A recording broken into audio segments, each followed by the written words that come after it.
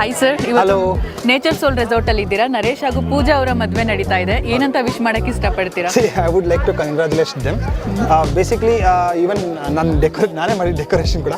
Coming to the resort and all, ಇದು ಎಷ್ಟು ಚೆನ್ನಾಗಿದೆ ಅಂತ ಹೇಳಿದ್ರೆ, ಇದು ಎಷ್ಟು ಆಲ್ಮೋಸ್ಟ್ ಒಂದು 500-600 ಮೆಂಬರ್ಸ್ನ ಲಾನಲ್ಲಿ ಅಕೊಮಡೇಷನ್ಗೆ ನಮಗೆ ಜಾಗ ಇದೆ. ತುಂಬ ಚೆನ್ನಾಗಿದೆ ಲಾನ್ ಕೂಡ.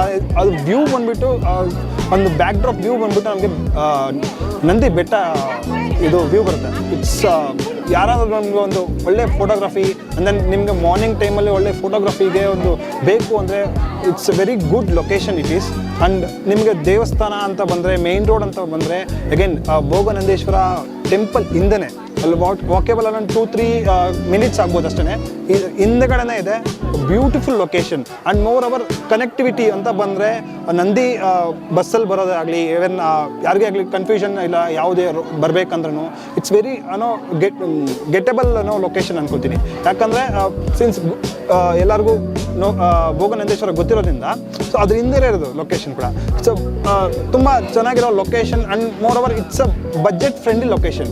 ಯಾರಿಗೇ ಆಗಲಿ ಇಲ್ಲಿ ಅಕ್ಕಪಕ್ಕ ನೋಡಿದ್ರೆ ಸುಮಾರು ಒಂದು 4-5 ಕಿಲೋಮೀಟರ್ಗಳಲ್ಲಿ ನಮಗೆ ಈ ಒಂದು ಬಜೆಟಲ್ಲಿ ಇಷ್ಟೊಂದು beautiful location. And not only lawn ಒಂದೇ ಅಲ್ಲ, ನಮಗೆ ನೀವು ನೋಡ್ತಿರ್ಬೋದು ವಿಲ್ಲಾಸ್ ಇದ್ದಾವೆ, beautiful villas. We have swimming pool.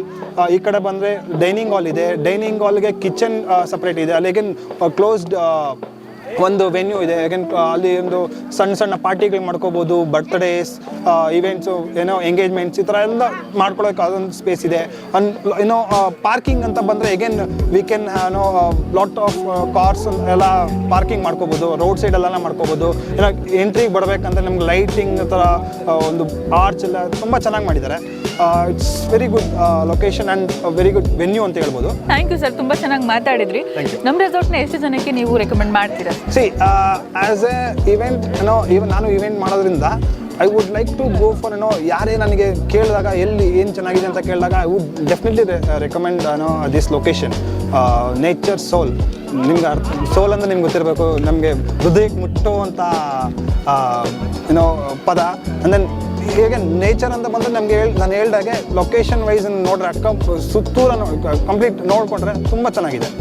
Okay sir, thank you sir, thank you so much. Thank you.